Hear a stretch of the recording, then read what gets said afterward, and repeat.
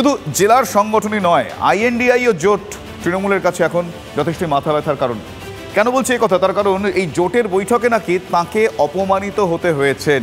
এই কথাটা বলছেন স্বয়ং মুখ্যমন্ত্রী, রাজ্যের মুখ্যমন্ত্রী তৃণমূল সুপ্রিমো মমতা বন্দ্যোপাধ্যায়। তৃণমূল সুপ্রিমো নিশানা করছেন সরাসরি সিপিআইএমকে। তারাই নাকি আইএনডিআইএ জোটের বৈঠক নিয়ন্ত্রণ করে। গতকাল এমনটা অভিযোগ করেছিলেন, আমরা আপনাদের মমতা বন্দ্যোপাধ্যায়ের বক্তব্য শুনিয়েছিলাম। কিন্তু আজ যেটা একটু অন্যরকম বিষয় জানা গেল, সেটা হচ্ছে রাহুল গান্ধী তিনি কি বলছেন? তিনি বলছেন যে মমতা বন্দ্যোপাধ্যায়ের সঙ্গে তাঁর মানে রাহুলের বা তাঁর দলের মানে কংগ্রেসের কোনো রকম সমস্যা নেই।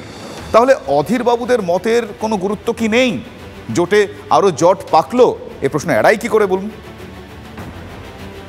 हमारा बंगाली लीड करेंगे, हम इंडिया को लीड करेंगे, हमारा बंगाल से सब देश को लीड करेंगे और सबको हम मर्यादा देंगे, सबको लिए काम करेंगे। রাজ্যের মুখ্যমন্ত্রী মমতা বন্দ্যোপাধ্যায় কিছুদিন আগেই সদর্পে এই ঘোষণা করেছিলেন, ইন্ডিয়াকে নেতৃত্ব দেবে বাংলা। বিষয়টা শুরু থেকে সেইভাবেই এগিয়েছিল।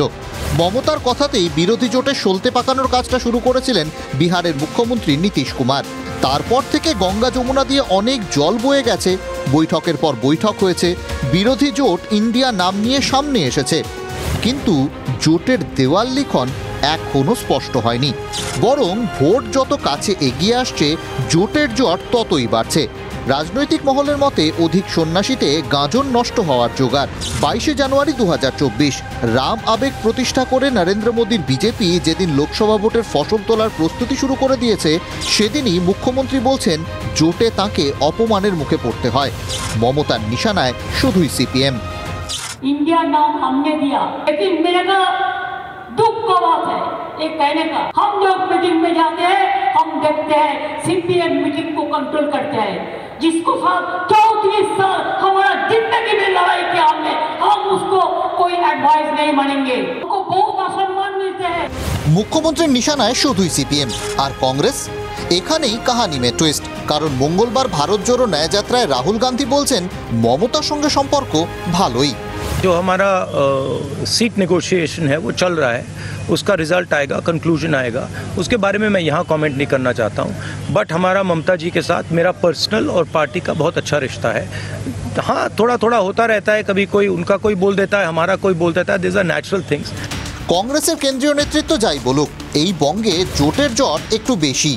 রাহুলের এই মন্তব্যের পর প্রশ্ন একটাই, প্রদেশ নেতৃত্বের মনের কথা কি ধরতে পারছে না এআইসিসি? কারণ প্রদেশ কংগ্রেস সিপিএম এর মতোই তৃণমূলের সঙ্গী হতে নারাজ, বারবার সেটা স্পষ্ট করেছে তারা। আবার তৃণমূলও রাজ্যের কংগ্রেস সিপিএমকে ছেড়ে কথা বলে না। রাজ্যের 42 আসনেই প্রার্থী দেওয়ার কথা এক প্রকার ঘোষণাই করে দিয়েছেন মমতা।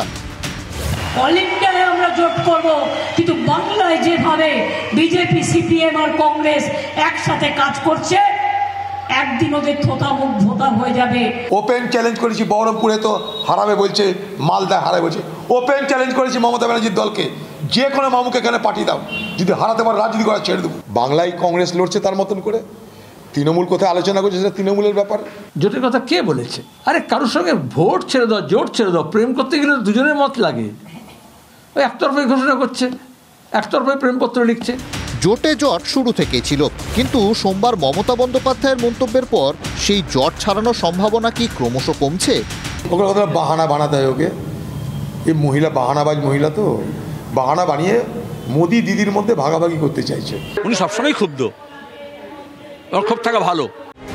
জোটের এই অবস্থা দেখে আখেরে খুশিই হবে বিজেপি, কটাক্ষ করতে পিছপা হচ্ছে না তারা।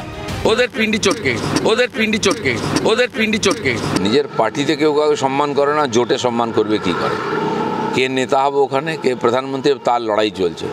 সমাজ মোদির দিকে আছে, তোমরা যতই লড়াই করো কিছুই করতে পারবে না, কারণ মানুষ তোমাদেরকে প্রত্যাখ্যানই করে দিয়েছে।